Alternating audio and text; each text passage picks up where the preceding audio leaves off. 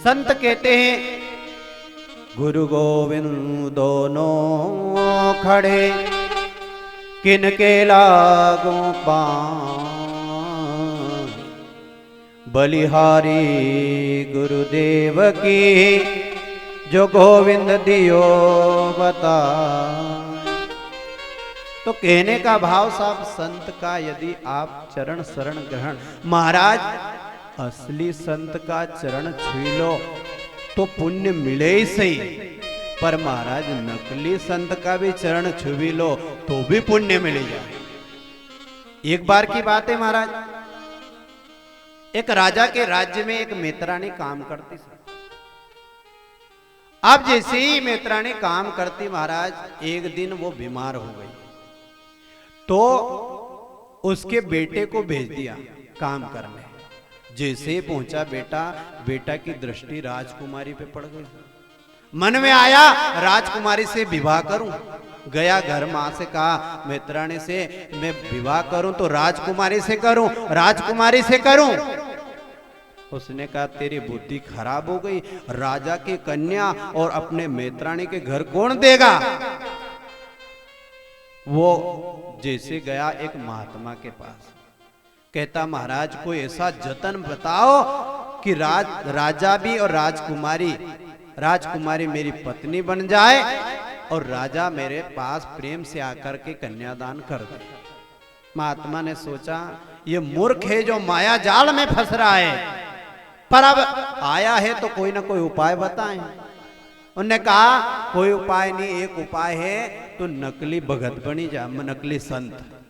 ठीक संत कैसे? दाढ़ी रख लेना, जटा बड़ी बड़ी कर लेना और जाना और 1 महीने से सलंग एक जगह बैठ करके आंख बंद करके तपस्या करना, तो निश्चित रूप में राजा पास आ जाएगा।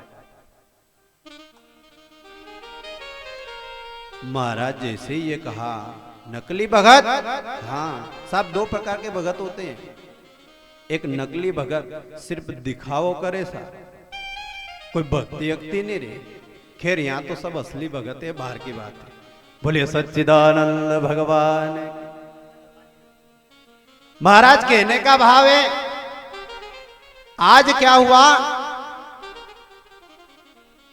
मेतरानी के बच्चे को ये भाव आ गया कि मैं महात्मा बनूं, और नकली महात्मा बनने का भाव आया और जाकर के गांव नगर में बीच में जाकर बैठ गया।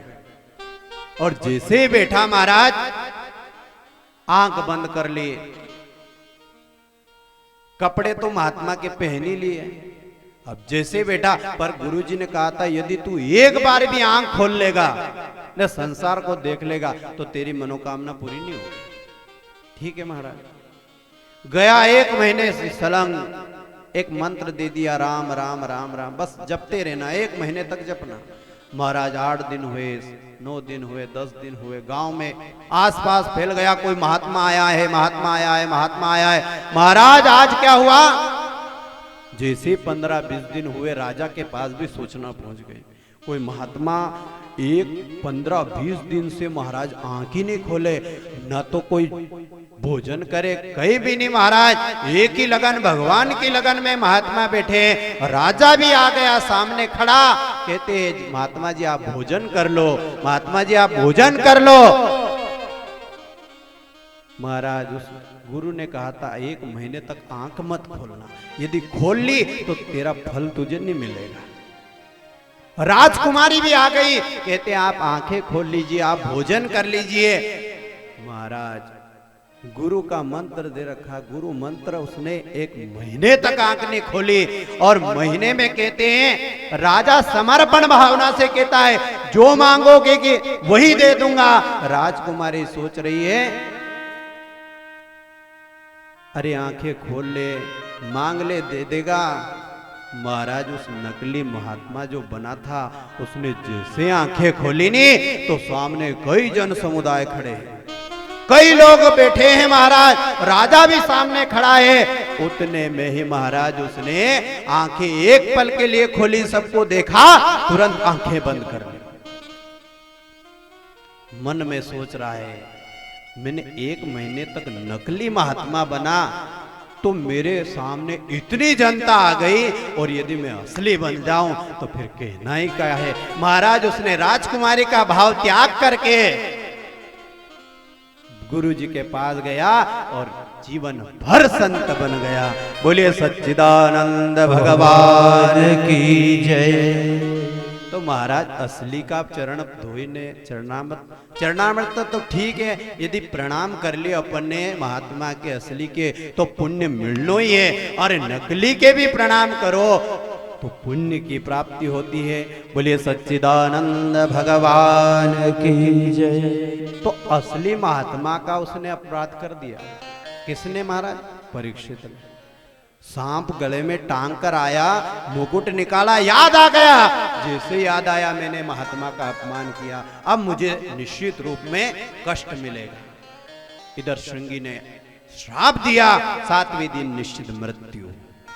परीक्षित सोच रहा है, आज तक मैं सोचता कब मैं किस समय मेरी मृत्यु हो जाए कोई निश्चित नहीं, पर आज से मैं 7 दिन तक मरूंगा नहीं। महाराज परीक्षित क्या सोच रहे हैं? 7 दिन में मृत्यु होगी। आज सोच रहे हैं 7 दिन में मृत्यु हो, ऐसा मृत्यु से पहले मुझे हरि की कृपा हो जाए, ऐसा क्या करूं? तो महाराज आज एक ब्राह्मण ऋषि ने श्राप दिया, तो एक ब्राह्मण ऋषि आए महल में, नंग धड़ंग महाराज, 16 वर्ष की उम्र, यहां तक कि यज्ञोपवीत भी नहीं है, जनोई भी नहीं है, शिखा सूत्र भी नहीं है, चोटी भी नहीं है। महाराज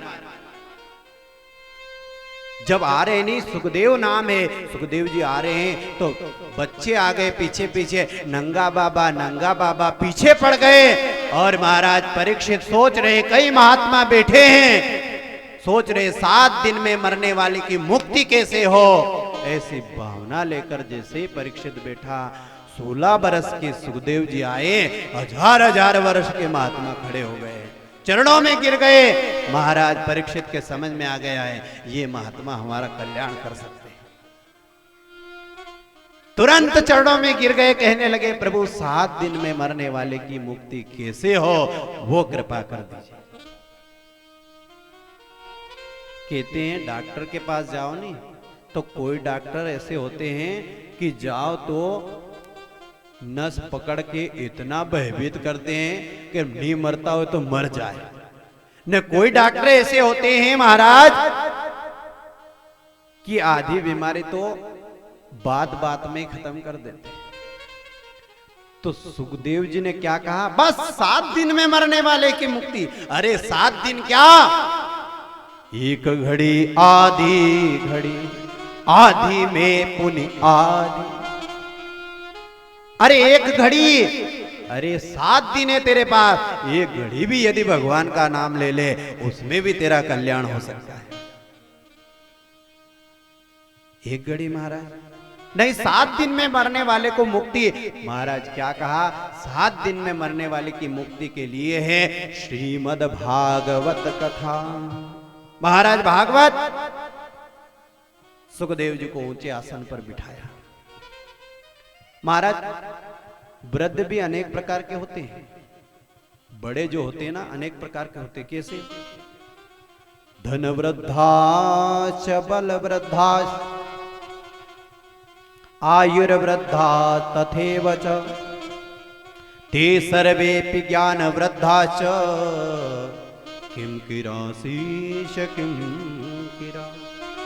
महाराज धन में वृद्ध को भी वृद्ध कहते हैं। गांव में यदि घंज पैसा वाला घर वे नहीं तो लोग कहीं कहे कि वे साहब पैसा वाला है, वे मोटा आदमी है नहीं, बड़ा आदमी। ज्यादा पैसा वाला के भी बड़ा आदमी के। धन वृद्धाच बल वृद्धा, जो ताकत हष्ट पुष्ट हो नहीं साहब चाव जी के हरे दे, उनके भी कहे बड़ो आदमी इतनी टक्कर नहीं लेने दादा। धन वृद्धाच बल वृद्धाच, आयुर वृद्धाच तथैव च। आयु जो बूढ़े होते हैं ना, उम्र में बड़े होते हैं, उनको भी बड़ा कहा जाता है।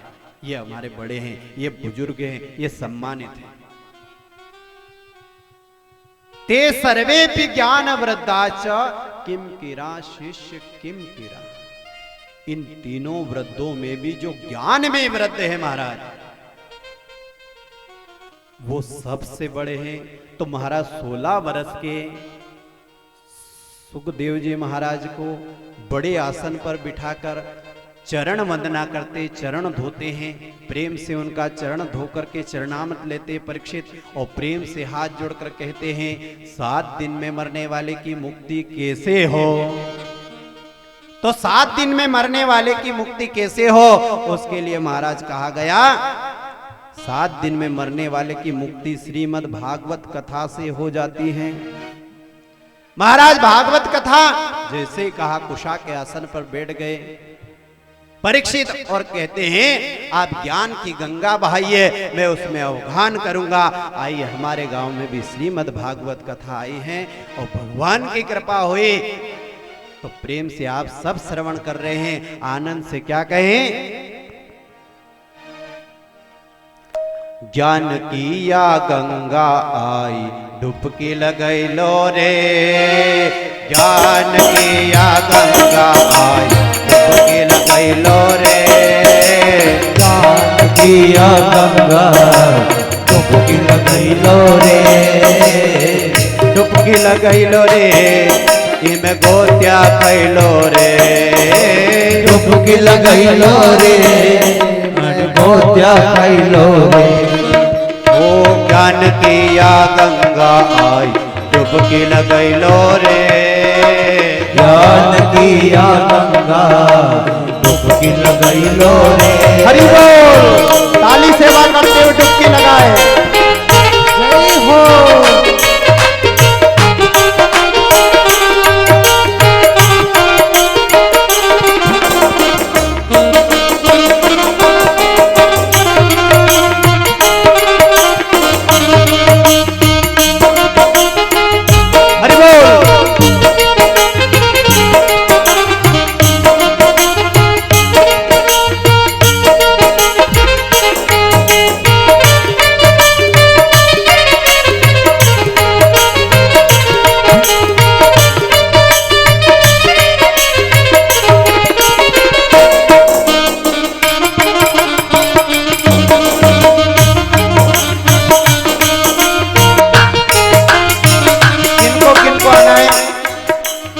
महाराज ज्ञान की गंगा तो आएगी, पर गंगा आएगी नहीं, यदि स्नान नहीं करो तो कितनी बड़ी बात। महाराज ज्ञान की गंगा आई, गांव में आ गई, तो फिर तो चरणामृत ले ही लेना चाहिए।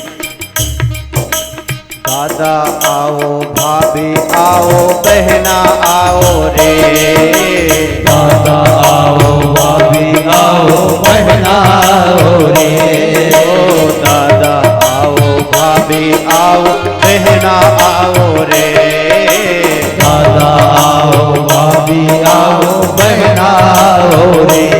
ओ डुबकी लगई लो रे, इनको क्या खैलो रे, डुबकी लगई लो रे, इनको क्या खैलो रे। अरे ओल्डा में गंगा आई डुबकी लगई लो रे, ओल्डा में गंगा डुबकी लगई लो रे। हरि बोल।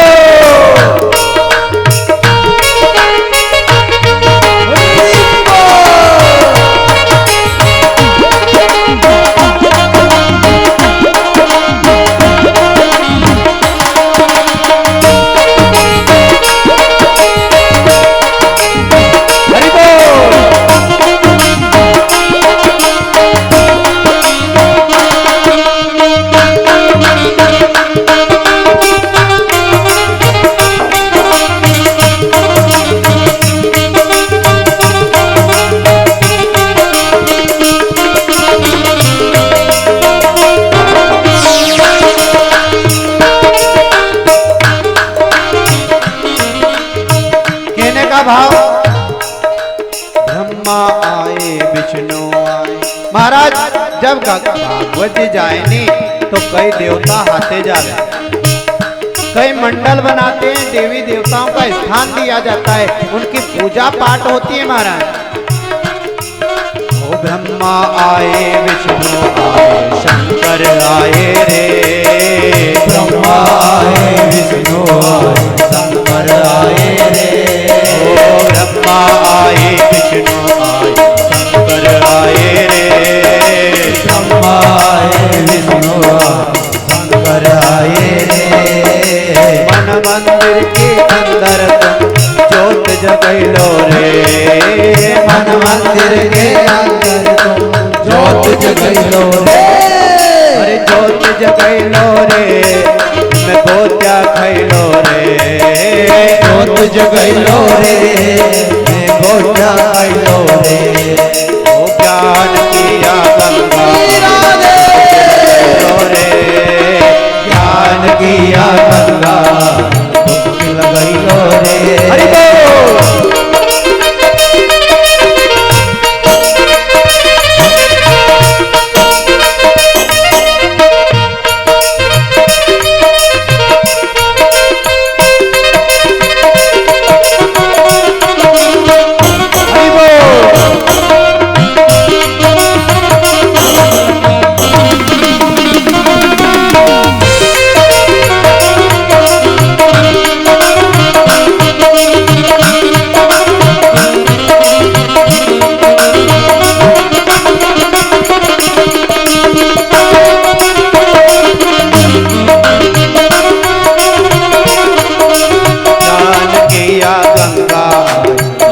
लगैलो रे। ज्ञान किया गंगा डुबकी लगैलो रे। डुबकी लगैलो रे मैं गोत्या खैलो रे। डुबकी लगैलो रे मैं गोत्या खैलो रे। ज्ञान किया गंगा डुबकी लगैलो रे। ज्ञान किया गंगा डुबकी लगैलो रे। बोलिए वृंदावन बिहारी लाल की जय। कहने का भाव साहब, ज्ञान किया गंगा आई डुबकी लगैलो।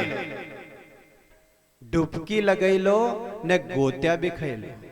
साहब भगवान का नाम में इतनी महिमा है साहब। इनमें जितना अवगाहन करोगा जितना आनंद लोगा उतो बढ़तो जाएगा। पहले दिन की कथा में जितना आनंद आए नहीं, दूसरे दिन दुगुणों हो जाए साहब, तीसरे दिन तिगुणों हो जाए, चौथे दिन चौगुणों हो जाए और कन्हैया को जन्म होए साहब फिर तो आनंद ही आनंद हो जाए। तो ज्ञान की गंगा अपने गांव में आई न, फिर भी पड़िया पड़िया खाटला पे घरे हुणो तो फिर अच्छी बात है कहीं। महाराज गांव में भागवत जी हुई री न अपन कूड़ा पे इल्ली की दवा छाटी रिया। महाराज अच्छी बात है कहीं।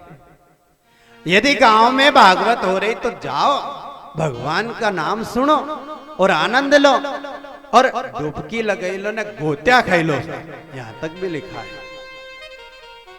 बोलिए बाल कृष्ण लाल की जय। जैसे ही सुखदेव जी ने कहा भागवत रूपी जो ग्रंथ है उसका पठन पाठन स्मरण श्रवण कीर्तन संकीर्तन सब फलकारी, सबसे फल मिलता है। भागवत का दर्शन कर लो वहां से ही फल मिलेगा। दर्शन कर लो। अरे भागवत जी में भजन चली रही हो ने, यदि मन हो गयो कि गाई लो तो गाई भी लो, उससे भी फल मिलेगा। ने गाते गाते मन हो गयो कि खड़ा हुई ने थोड़ा सा आनंद ले लो तो महाराज तुम्हें और ज्यादा फल मिलेगा। कहने का भाव, यदि भागवत जी आई है तो फिर साल भर में एक दो बार तो आए सही। कोई कोई गांव है जो दो दो चार चार बार कथा हुई जाए, नहीं तो एक से दो, इससे ज्यादा कथा नहीं हुई पाए। दो बार आई ने फिर भी अपन घरे बैठा बैठा पलंग पे सोता रिया तो फिर कथा कहीं कल्याण करेगा। बोलिए सच्चिदानंद भगवान की जय। महाराज भागवत की महिमा 7 दिन में मरने वाले को मुक्ति कैसे हो, ऐसी भावना कही तो 7 दिन में मरने वाले, हम सब तो 7 दिन में मरने वाले हैं। रविवार सोमवार मंगलवार बुधवार गुरुवार शुक्रवार शनिवार और फिर रविवार आ जाता है महाराज। तो 7 दिन में तो मरना है, तो 7 दिन में मरने वाले को गति प्रदान करे वही तो श्रीमद् भागवत है महाराज। आज परीक्षित को समझ में आ गया 7 दिन में मुक्ति प्रदान करे ऐसा ग्रंथ है श्रीमद् भागवत। कहते हैं मुक्ति कैसे प्रदान करें? महाराज कहते हैं आज गोकर्ण उपाख्यान समझाया सुखदेव जी ने, कहा कि महान पापी से पापी को उद्धार करा देती है श्रीमद् भागवत कथा। इसकी ऐसी कृपा है कि यदि अधर्म से अधर्म करने वाले को भी अंत समय में तुलसी का पत्ता मुख में चला जाए, थोड़ी सी चरणामत भगवान की चली जाए, या भागवत नाम चला जाए, या भागवत जी का कोई श्लोक श्रवण हो जाए तो मुक्ति हो जाती है। बोलिए सच्चिदानंद भगवान की जय। तो महाराज 7 दिन में ही श्रवण क्यों करें? क्योंकि जीवन भी तो 7 ही दिन में चल रहा है। इसलिए भागवत कथा में और हमारे जीवन में 7 का बड़ा समन्वय। फेरा भी लेनी, लड़का लड़की वर वधु तो 7 ही होए, 7 ही फेरा होए, 7 फेरा होए ने 7 वचन सुनाए पंडित जी, और 7 वचन में आखी जिंदगी निकली जाए। उनके जो निभावनी तो आखी जिंदगी तक दिक्कत नहीं आए। और 7 दिन में ही तो मरना है, और 7 दिन में ही तो जीना है, और 7 दिन का ही तो समन्वय है। कहने का भाव महाराज 7 दिवस का जो है कथा का समारोह भी 7 ही दिन का होता है न। 7 दिन में कथा सुने तो 7 दिन में मुक्ति भी हो जाती है, वैराग्य भी प्राप्त हो जाता है, ज्ञान भी प्राप्त हो जाता है। तो इसलिए महाराज 7 का बड़ा समन्वय है। सप्ताह जगनेन कलो पुनंतु ते, 7 दिन का ज्ञान यज्ञ है महाराज। और ज्ञान यज्ञ देखो, यज्ञ 2 प्रकार के होते हैं। एक होता है ज्ञान यज्ञ, एक होता है ज्ञान यज्ञ, और एक यज्ञ अपन करते हैं ना, ओम स्वाहा ओम स्वाहा, देवताओं को आहुति दी जाती है। तो 2 जगह आहुति देने से ज्यादा फल मिलता है साहब। 2 जगह कौन सी? एक तो अग्नि देवता के मंत्र पढ़ते हुए स्वाहा ओम ब्रह्मणे स्वाहा, तो देवता प्रसन्न होते हैं। दूसरी जगह भी है साहब स्वाहा की, वहां स्वाहा की जगह उच्चारण अलग हो गया। ऐसा क्या? आहा। जब ब्राह्मण देवता अपना घरे भोजन करे ने, भोजन करते करते प्रेम से संकल्प कराकर भोजन करे ने, गरम गरम रबड़ी ने मालपुआ आई जाए ने, प्रेम से जब भोजन करे ने, जो डकार खाए ने बोले आहा, तो महाराज समझ लो कि एक यज्ञ हुई गयो। बोले सच्चिदानंद भगवान की जय। कोई महात्मा अपने यहाँ हाथी लेने आया महाराज ने, कहीं भोजन नहीं मिली रहो ने, अपना घरे आए ने कही दी कि आपका घरे भोजन करांगा ने, अपना घर थी अपन ने सामान दियो ने, प्रेम से उन्हें भोजन करियो, और भोजन खरी ने फिर किया आहा, तो महाराज यज्ञ हुई गयो। बोले सच्चिदानंद भगवान की जय। आज महाराज परीक्षित जी को समझ में आ गया। परीक्षित जी कहते हैं प्रभु हे सुखदेव जी, आप ज्ञानमय हैं, आप इतने स्वरूप है, ज्ञान का स्वरूप है, आपके अंदर अथाह सागर भरा हुआ है। आप दिव्य से दिव्य ज्ञान की चर्चा हमें करिए।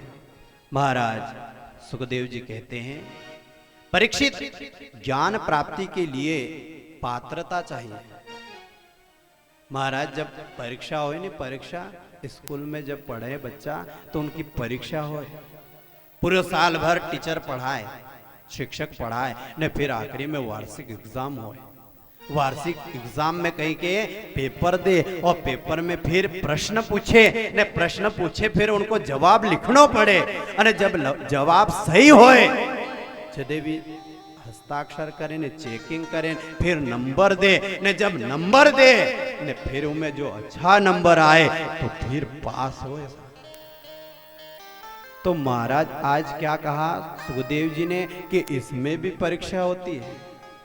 जजमान बैठे सामने बैठे, नियम भी साहब, परीक्षित जो है ना, परीक्षित सामने बैठे थे। भागवत जी का भी नियम ऐसा, भागवत जी में नियम यह है कि जो परीक्षित यानी कि जो प्रधान यजमान रहे, जो पूजा पाठ करे, भगवान की उपासना करे, भगवान को अभिषेक करे, भगवान की कथा श्रवण करे, तो सामने बैठे के करे। यदि साइड में रंगा तो ज्ञान भी साइड में रह जाएगा। महाराज पात्रता भी चाहिए। परीक्षित जी को कहा, परीक्षित सामने बैठो। यदि साइड से बैठोगे तो उतना ज्ञान प्राप्त नहीं होगा। परीक्षित यदि तुम बने हो तो सामने बैठ करके कथा सुनना चाहिए। एक टक लगा करके ध्यान से कथा सुनो। महाराज भगवान की कथा इतनी हृदय में पहुंचेगा कि एक एक करके 7वें दिन महाराज परीक्षित को मोक्ष की प्राप्ति करवा दी। ऐसी श्रीमद् भागवत कथा है।